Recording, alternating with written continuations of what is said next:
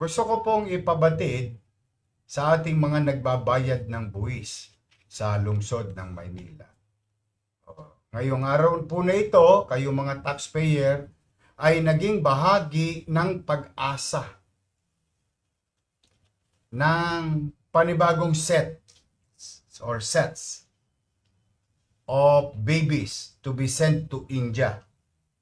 Opo, sapagkat sila po ay magta-transplant. Ano po ang biliary atresia? Ang biliary atresia ay sakit po na kung saan kailangan ang tanging gamot ay kumuha ng parte o piyesa or liver sa ina o ama. Siya namang ililipat sa sanggol o bata. Yan po ay napakaselan, life-threatening transplant. But tayo sa India, kasi meron naman dito, katulad sa isang pribadong ospital rito, 4 million pesos. Pero yung mortality rate medyo mataas pa. Unlike in India, yung mortality rate is virtually none. Sabihin, laging madalas successful. May awa ang Diyos. And that will cost only about 1.6, 1.7 million per baby. And based on my experience when I was vice mayor then, nung araw pa yan, nag-umpisa ako sa Taiwan, pinadadala, hanggang sa natagpuan namin yung India. Ayan. Ito naman, natutuwa ko today sa mga taxpayer. Shout out, palapakan nyo ang mga taxpayer. Ito po, yung ibinayad yung buwis. Anumang hirap na kinakarap natin, ngunit itong mga batang ito ay mabibigyan. Hopefully, may awa ang Diyos. Next na kailangan niya dyan, si Jesus.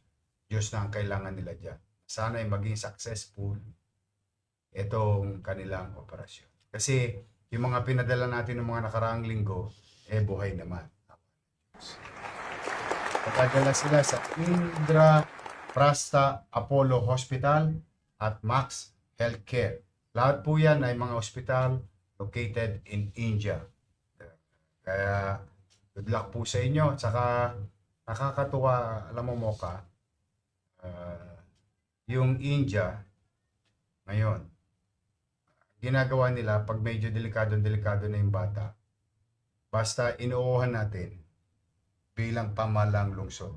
Kahit wala pa yung pera, pinadadala na nila sa India. Naisasanla na yung laway natin bilang lungsod ng Maynila. Siya naman binabayaran natin. Kaya po sa mga magulang, nanay, tatay, I'm happy for you. Sa mga lolo't lola, sabi ko magpasalamat kayo sa Diyos at sa taxpayer of the city of Manila. Diyan po. Ano yung nakikita na sabi ko? This is where your taxes go. Ayan. Tama ba yan? Tama yung English to? Ayun. Ayun. Thank you Good luck. Thank you rin kay Jonathan Galorio, kay Jet, ang ating budget officer, city accountant na si Jonathan at si Paul. At syempre, sa ating minamahal na direktor ng Manila Health Department, Grace Padilla. Tulong-tulong. Mabilis. Good luck po sa mga nanay. Makausap po si His Excellency President Lee Jae-myung ng Republic of Korea during wreath-laying ceremony sa Nung isang Rizal araw. Park. Sinabi ko sa kanya, Your Excellency, binigyan natin siya ng key to the city. The Honorable Mayor. Ayan. This is our little token, Your Excellency, Boys. to an open city hall. 시청이 항상 열려 있다는 것을 생생합니다. 언제든 환영을 드립니다. And we're happy to inform you that during my first term as mayor, between 2019 and 2022, I have declared a particular geography of the city to be a Koreatown in Manila. The first in the world. 2010년부터 2022년간 저희 I'll tell you about it. 마닐라 시장 2기 때 도시의 일정 부분을 코리아타운으로 명명했습니다. About a kilometer behind me. 그래서 약 1km 뒤쪽입니다. And that created opportunity for our Korean tourists and businessmen. They live in a community and they're striving. 그래서 굉장히 많은 한국인 기업가와 상인들이 그 지역에 진출했고 그리고 성공적으로 지금 진출해 있습니다. And rest assured, Your Excellency, in our own little way, we try to make them feel comfortable in the city. 그래서 저희 한국인들이 편안히 지낼 수 있도록 최선을 다하고 있습니다. Thank you. Thank you, Your Excellency. Oh, bakit yung nasabing first in the world? Sa LA may Koreatown. No. First in the world na na-declare na Koreatown. Officially. City of Manila ang gumawa. Very appreciative si President Lee Jae-myung. Natutuwa ako at welcome po kayo sa Manila. Anyo nga sa'yo? Ano nga bang sa'yo?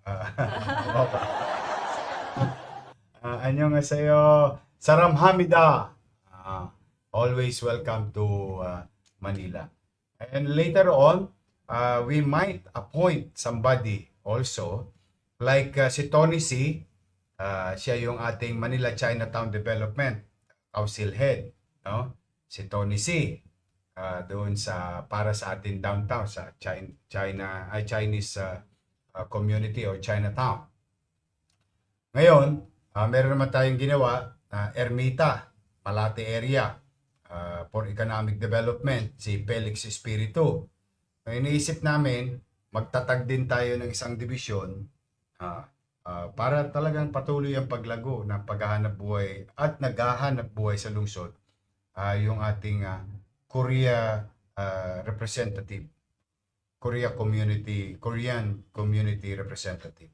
Iniisip natin yan na sinabihan ko na si Director Crystal Bagaching ng Department of Tourism to have a representative to the Korean Embassy para sa ating mga Koreano na naghahanap buhay, naninirahan sa Ermita Malate area or what you know as Koreatown. So, again, thank you very much. Excited si Presidente. Sabi ko, pwede niyang buksan yung City Hall. Naputol lang eh. May sinabi siya kasi na, may tugon siya ron eh. Sabi niya, this is the same thing that President Donald Trump gave me. Kiren. Sa White House naman. Sa White House siguro. Kaya I'm happy and honored to be part of that event. Thank you very much.